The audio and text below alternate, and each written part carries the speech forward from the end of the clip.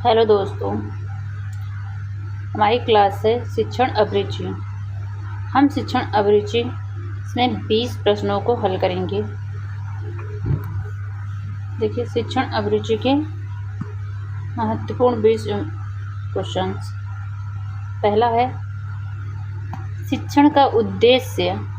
शिक्षण का मुख्य उद्देश्य क्या है? ए, छात्रों को परीक्षा में पास कराना। बी, केवल जानकारी देना। सी है, छात्रों में ज्ञान, कौशल और मूल्यों का विकास करना। डी ऑप्शन है, छात्रों को अनुशासित रखना। तो शिक्षण, जब एक टीचर अपने स्टूडेंट को बताने यानी कि पढ़ाने सिखाने के लिए आता है तो उसका उद्देश्य क्या होता है? उत्तर दीजिए। उत्तर हो जाएगा ऑप्शन सी। देखिए, एक शिक्षक अपने छात्रों में ज्ञान, कौशल और मूल्यों का विकास करना उसका उद्देश्य होता है। शिक्षक का उद्देश्य क्या होता है?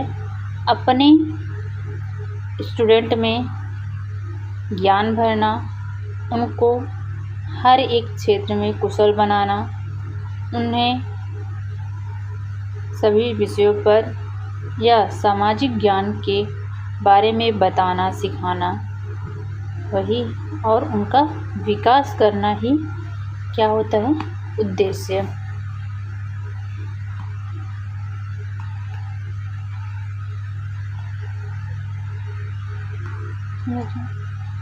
शिक्षण का उद्देश्य केवल जानकारी देना नहीं है, बल्कि छात्रों को आत्मनिर्भर, जिम्मेदार नागरिक बनाना है।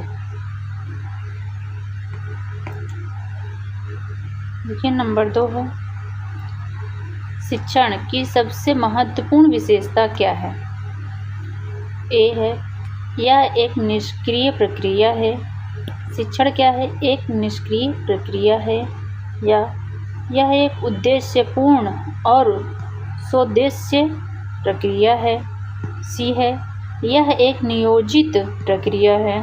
डी है, यह केवल शिक्षक केंद्रित होती है। शिक्षण क्या होता है? केवल शिक्षक केंद्रित होती है, या नियोजित होती है, या उद्देश्यपूर्ण स्वोद्देश्य होती है, या फिर निष्क्रिय प्रक्रिया होती है। तो हमारा उत्तर हो जाएगा ऑप्शन बी। यह एक उद्देश्यपूर्ण और सउद्देश्य प्रक्रिया होती है। शिक्षक का अपने विद्यार्थी को शिक्षा देना या शिक्षण देना उसका क्या होता है? एक उद्देश्य होता है। वह एक उद्देश्य होता है, उद्देश्य से भरा होता है, जो विद्यार्थियों को बताया, सिखाया और पढ़ाया जाता है। शिक्षण हमेशा किसी न किसी पूर्व निर्धारित लक्ष्य या उद्देश्य को प्राप्त करने के लिए किया जाता है। शिक्षक का कोई ना कोई उद्देश्य होता है। अगला क्वेश्चन, शिक्षण को एक द्विध्रुवी प्रक्रिया किसने कहा है? जॉन डेवी ने, जॉन एडम्स ने, B.F. स्किनर ने और हर्बर्ट ने। तो शिक्षण को एक द्विध्रुवी प्रक्रिया किसने कहा है? हमारा उत्तर हो जाएगा option B. Option B, John Adams. याद रखिएगा, शिक्षण को एक द्विध्रुवी प्रक्रिया जॉन एडम्स ने कहा है। देखिए, जॉन एडम्स के अनुसार शिक्षण में केवल 2 मुख्य तत्व होते हैं, शिक्षक और शिक्षार्थी, यानी कि विद्यार्थी। शिक्षण में क्या होता है? एक शिक्षक होता है और दूसरा शिक्षार्थी होता है, यानी कि विद्यार्थी। शिक्षक के द्वारा विद्यार्थी को ज्ञान दिया जाता है, उसके उद्देश्यों के बारे में उसे बताया जाता है, जानकारी दी जाती है और उसे सामाजिक ज्ञान और उद्देश्य से परिपूर्ण करा दिया जाता है। अगला क्वेश्चन, शिक्षण को एक द्विध्रुवी प्रक्रिया किसने कहा है? यह फिर से रिपीट हो गया है क्वेश्चन। शिक्षण को देखिए ये क्या पूछा है, एक त्रिध्रुवी, पहले क्या था द्विध्रुवी। द्विध्रुवी किसने कहा था? जॉन एडम्स ने क्या कहा था? द्विध्रुवी। लेकिन पूछा क्या है? त्रिध्रुवी।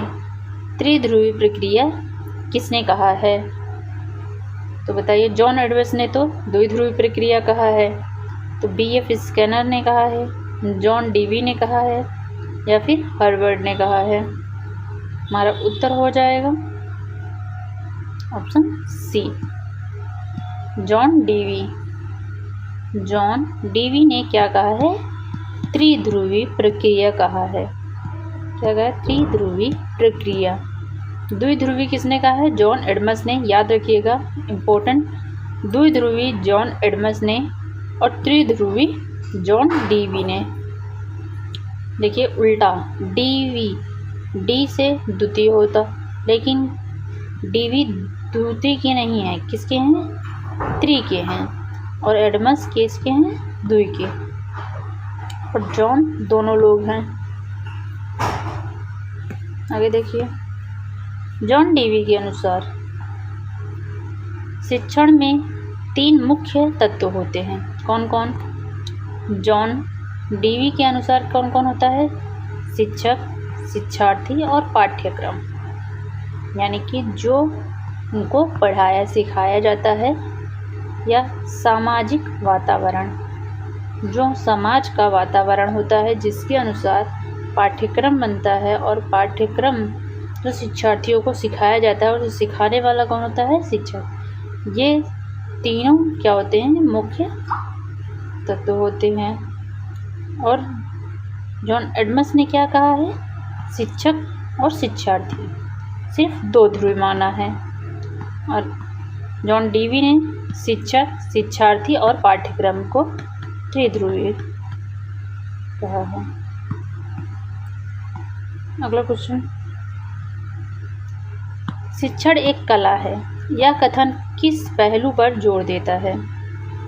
ए, शिक्षण के निश्चित नियमों पर।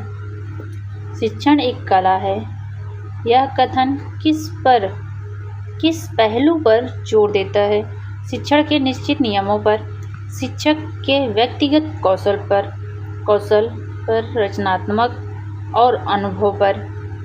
ऑप्शन सी, शिक्षण की वैज्ञानिक विधियों पर। डी है, केवल पाठ्यक्रम को पूरा करने पर।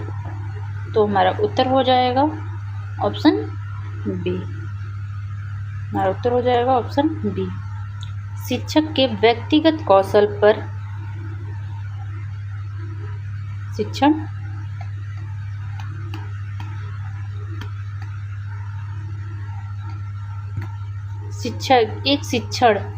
शिक्षण के तहत क्या होता है? शिक्षण में शिक्षार्थी और शिक्षक, शिक्षार्थी और तो यह शिक्षण के अंतर्गत कौन होता है? शिक्षक, शिक्षार्थी और हमारी विषय वस्तु। तो इसमें कौन होता है? शिक्षक। शिक्षक के व्यक्तिगत कौशल जिसके अनुसार वह शिक्षार्थियों को ज्ञान देता है, वह एक कला है। क्या है? एक कला है। आगे देखिए, एक कला के रूप में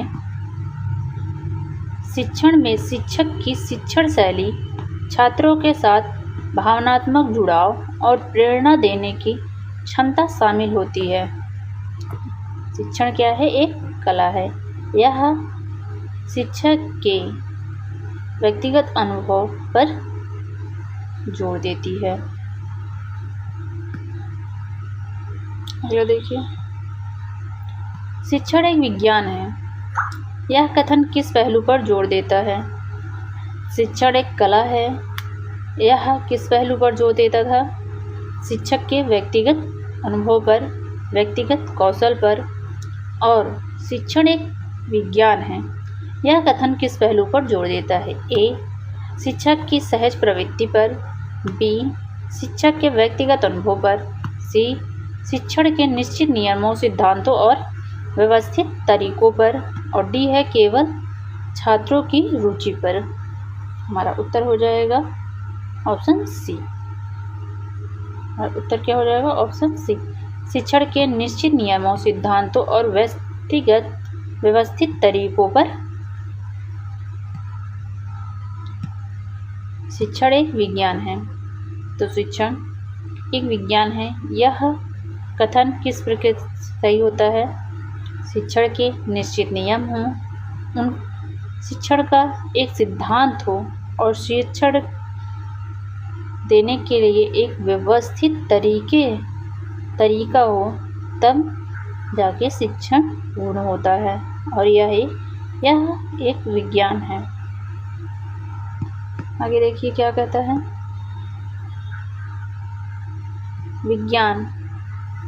विज्ञान के रूप में शिक्षण में मूल्यांकन की तकनीकें, सीखने के सिद्धांत और शैक्षिक मनोविज्ञान का ज्ञान शामिल है। अगला क्वेश्चन देखिए, इम्पोर्टेंट क्वेश्चंस है, आप इनको स्किप मत करिएगा और ध्यान से पढ़िए। ये एकदम इससे पहले आए हुए क्वेश्चंस हैं जो प्रीवियस ईयर। देखिए अगला, शिक्षण की प्रक्रिया में शिक्षक की भूमिका क्या होती है? शिक्षण की प्रक्रिया में शिक्षक की भूमिका क्या होती है? देखिए शिक्षण में शिक्षक, शिक्षार्थी और विषय वस्तु तीनों आते हैं। तो शिक्षण की प्रक्रिया में शिक्षक की भूमिका क्या होती है?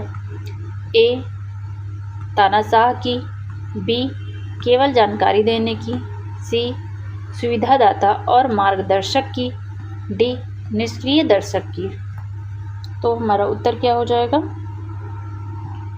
हमारा उत्तर हो जाएगा ऑप्शन सी।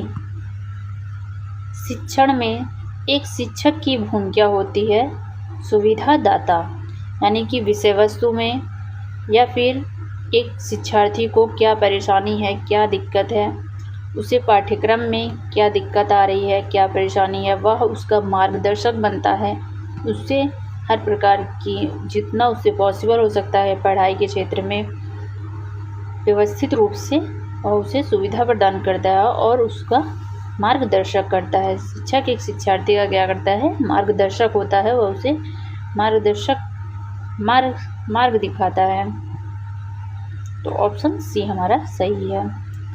उत्तर क्या है? Option C. आगे देखिए, आधुनिक शिक्षण में शिक्षक जानकारी देने के बजाय छात्रों को स्वयं सिखाने के लिए प्रोत्साहित करता है और उसकी मदद करता है। अगला क्वेश्चन देखिए, शिक्षण में छात्र की भूमिका क्या होती है? शिक्षक की भूमिका क्या थी? मार्गदर्शक बनना। अब छात्र की भूमिका क्या होती है? ए एक निष्क्रिय श्रोता की, एक निष्क्रिय दर्शक की, एक निष्क्रिय प्रतिभागी की, केवल निर्देशों का पालन करने वाले की। तो शिक्षण में छात्रों की भूमिका क्या होती है? हमारा ऑप्शन उत्तर हो जाएगा ऑप्शन सी, एक सक्रिय प्रतिभागी की। छात्र जब शिक्षक एक छात्र का मार्गदर्शक करता है तो शिक्षक का कार्य होता है कि वह उसमें सक्रिय रूप से क्या करे? प्रतिभाग करे। सक्रिय रूप से प्रतिभाग करे। प्रभावी शिक्षण तब होता है जब छात्र निष्क्रिय श्रोता न होकर वह सिर्फ एक निष्क्रिय होकर सुनने के बजाय सीखने की प्रक्रिया में सक्रिय रूप से भाग लेता है। तब जाके एक छात्र की सार्थक रूप से वह उसमें प्रतिभाग कर पाता है और शिक्षा ग्रहण कर पाता है। अगला क्वेश्चन, शिक्षण का संज्ञानात्मक उद्देश्य क्या है? सुने, शारीरिक कौशल विकसित करना। बी है भावनात्मक बुद्धिमत्ता विकसित करना। सी छात्रों के ज्ञान, समझ और बौद्धिक क्षमता का विकास करना। और डी है सामाजिक व्यवहार सीखना। अब आप इतना तो समझ ही गए होंगे कि हमारा उत्तर क्या हो जाएगा। हमारा उत्तर हो जाएगा ऑप्शन सी, छात्रों के ज्ञान, समझ और बौद्धिक क्षमताओं का विकास करना शिक्षण का उद्देश्य होता है। अगला क्वेश्चन देखिए, इसमें अवधारणाओं, तथ्यों को याद रखना, अवधारणाओं को समझना और समस्याओं को हल करना शामिल होता है। अगला क्वेश्चन, शिक्षण का भावनात्मक उद्देश्य क्या है?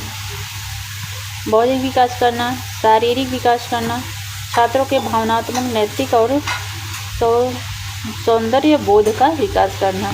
बी है क्रियात्मक कौशल सिखाना। तुम्हारा उत्तर हो जाएगा ऑप्शन सी, छात्रों के भावनात्मक, नैतिक और सौंदर्य बोध का विकास करना क्या होता है? शिक्षण का उद्देश्य होता है। शिक्षक द्वारा शिक्षार्थी में जो ज्ञान, नैतिकता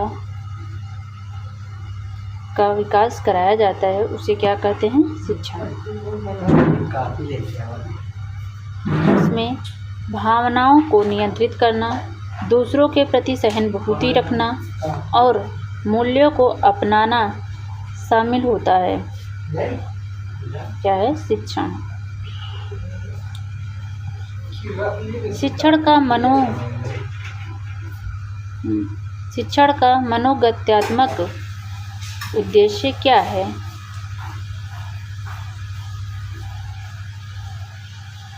ए ज्ञान को समझना।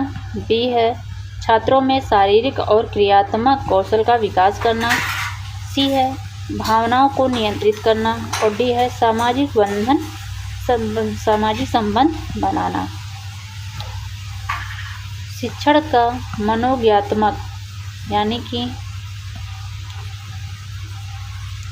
मनोज्ञात्मक उद्देश्य क्या होता है? शिक्षण एक शिक्षक विद्यार्थी के मन में किस तरीके से शिक्षा के बारे में उसे बताता है, उसका शारीरिक विकास करता है, उसकी क्रियाओं को बढ़ाता है और उसके कौशल को समझकर उसके कौशल को विकसित करता है। वही क्या होता है? शिक्षण का मनोज्ञात्मक उद्देश्य होता है। हमारा उत्तर हो जाएगा ऑप्शन बी, छात्रों में शारीरिक और क्रियात्मक कौशल का विकास करना ही क्या होता है? शिक्षण का उद्देश्य होता है। कि शिक्षण में लिखना, खेलना, उपकरण का उपयोग करना या किसी कला का प्रदर्शन करना जैसे कौशल शामिल होते हैं। अगला क्वेश्चन, कौन सा शिक्षण दृष्टिकोण छात्र केंद्रित होता है? ए है वह दृष्टिकोण जहां शिक्षक मुख्य वक्ता होता है। बी वह दृष्टिकोण जहां छात्रों की रुचि, क्षमता और ज़रूरतों को प्राथमिकता दी जाती है। ऑप्शन सी है वह दृष्टिकोण जहां केवल पाठ्यक्रमों पर ध्यान दिया जाता है। और डी है वह दृष्टिकोण जहां कक्षा में अनुशासन सबसे महत्वपूर्ण है। तो हमारा उत्तर क्या हो जाएगा? तो उत्तर हो जाएगा ऑप्शन बी, वह दृष्टिकोण जहां पर छात्रों की रुचि, छात्रों में कौन सी रुचि है, उसमें कौन सा कौशल है, उसकी क्षमता को देखते हुए, उसकी रुचि किस क्षेत्र में है उसे देखते समझते हुए, उसकी क्षमता को पहचानते हुए उसकी ज़रूरतों को प्राथमिकता देना ही प्राथमिकता देना ही क्या होता है, शिक्षण का दृष्टिकोण होता है। शिक्षण का दृष्टिकोण क्या है? एक छात्र की रुचि को पहचानना, उसमें क्षमताओं को जानना समझना और उसकी ज़रूरतों को प्राथमिकता देना ही शिक्षण होता है। ये देखिए, इस प्रकार के शिक्षण में छात्रों को स्वयं सीखने और खोज करने के अवसर दिए जाते हैं। अगला क्वेश्चन है, प्रभावी शिक्षण की सबसे महत्वपूर्ण शर्त क्या है? ए है केवल महंगी शिक्षण सामग्री का उपयोग करना, बी है कठोर अनुशासन, सी है शिक्षक और छात्रों के बीच बेहतर संवाद और अंतःक्रिया, और डी है लंबे व्याख्यान देना। हमारा उत्तर हो जाएगा ऑप्शन सी, शिक्षक और छात्र के बीच बेहतर संवाद और अंतःक्रिया। जब शिक्षक और छात्र आपस में खुलकर संवाद करते हैं तो सीखने की प्रक्रिया अधिक सफल होती है। अगला क्वेश्चन, शिक्षण की प्रक्रिया को प्रभावित करने वाले मुख्य कारक क्या हैं? ए केवल शिक्षक और छात्र, बी केवल पाठ्यक्रम, सी है शिक्षक छात्र पाठ्यक्रम शिक्षण विधियां और स्कूल का वातावरण। हमारा उत्तर हो जाएगा ऑप्शन सी, शिक्षण की प्रक्रिया को प्रभावी करने वाले मुख्य कारक कौन कौन हैं? शिक्षक, छात्र, पाठ्यक्रम, शिक्षण विधियां और स्कूल का वातावरण। इन सभी कारकों का प्रभाव शिक्षण की गुणवत्ता पर पड़ता है। अगला क्वेश्चन देखिए, शिक्षण का सबसे बुनियादी उद्देश्य क्या है? शिक्षण का सबसे बुनियादी उद्देश्य क्या है?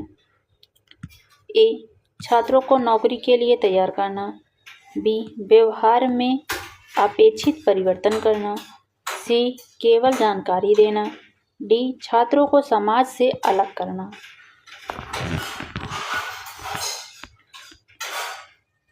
हमारा उत्तर हो जाएगा ऑप्शन बी, व्यवहार में अपेक्षित परिवर्तन लाना। शिक्षक छात्रों के व्यवहार में सक्रिय परिवर्तन लाना क्या होता है? शिक्षण का बुनियादी उद्देश्य होता है। सफल शिक्षण वह है जो छात्रों के व्यवहार में सकारात्मक और अस्थायी परिवर्तन लाता है। अगला क्वेश्चन, शिक्षण में मूल्यांकन का क्या महत्व है? ए छात्रों को दंडित करने के लिए, बी यह जानने के लिए कि शिक्षण के उद्देश्य किस हद तक प्राप्त हुए हैं, और सी है केवल रिपोर्ट कार्ड बनाने के लिए, डी केवल छात्रों को वर्गीकृत करने के लिए। हमारा उत्तर हो जाएगा ऑप्शन बी, यह जानने के लिए कि शिक्षण के उद्देश्य किस हद तक प्राप्त हुए हैं। शिक्षण में मूल्यांकन तभी किया जाता है जब शिक्षक को अपने विद्यार्थी के बारे में यह जानना हो कि उसे जो पढ़ाया सिखाया गया है अब तक उसके अंदर किस हद तक उसे शिक्षा प्राप्त हुई है, किस हद तक उसने उसको ग्रहण किया है, क्या जाना समझा है। यही होता है मूल्यांकन। अपनी क्षमता, अपनी कौशल, बुद्धि को समझने को ही मूल्यांकन कहते हैं। मूल्यांकन से यह पता चलता है कि छात्र ने कितना सीखा है और शिक्षण विधियों में वह कहाँ तक सुधार की आवश्यकता है। क्या होता है मूल्यांकन? शिक्षण की एक मुख्य चुनौती क्या है? एक पाठ्यक्रम को समय पर पूरा कराना। बी है छात्रों की व्यक्तिगत भिन्नताओं को संबोधित करना। सी है छात्रों को शांत रखना। डी है लंबी कक्षाएं चलाना। हमारा उत्तर हो जाएगा ऑप्शन बी, छात्रों की व्यक्तिगत भिन्नताओं को संबोधित करना। यह होता है एक शिक्षण की एक मुख्य चुनौती होती है।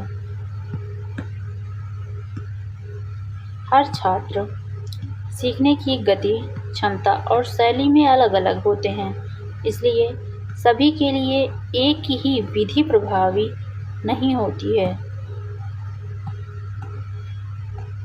अगला क्वेश्चन, शिक्षण में अभिप्रेरणा का क्या स्थान है? मोटिवेशन।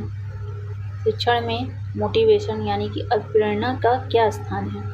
ए है यह सीखने की प्रक्रिया को धीमा कर देता है, इसका सीखने में कोई स्थान नहीं है। सी है यह सीखने की प्रक्रिया को गति और दिशा देता है, यह केवल शिक्षक को उत्साहित करता है। हमारा उत्तर हो जाएगा ऑप्शन सी, मोटिवेशन अभिप्रेरणा सीखने की प्रक्रिया को गति प्रदान करता है और उसे दिशा निर्देश देता है।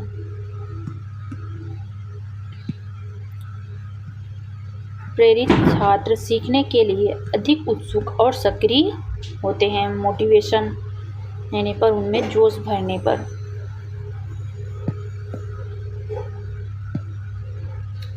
कौन सा शिक्षण दृष्टिकोण शिक्षक केंद्रित होता है? Teacher concerned.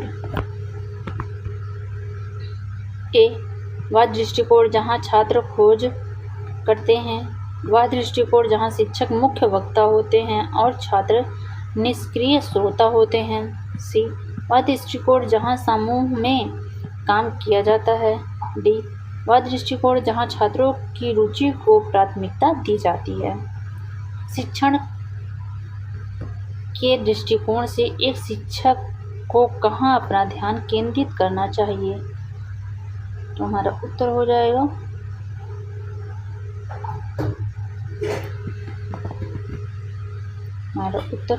ऑप्शन डी, वह दृष्टिकोण जहां छात्रों की रुचि को प्राथमिकता दी जाती है। एक शिक्षक का केंद्र होता है, एक शिक्षक का दृष्टिकोण होता है कि वह एक छात्रों की रुचि को समझे, उससे एक सक्रिय श्रोता बनाए और उसमें मोटिवेशन भरे, और ताकि वह आगे की तरफ अपने मार्ग पर, अपने सही दिशा की तरफ बढ़ सके। इसलिए उसकी रुचि पर जोर दिया जाता है।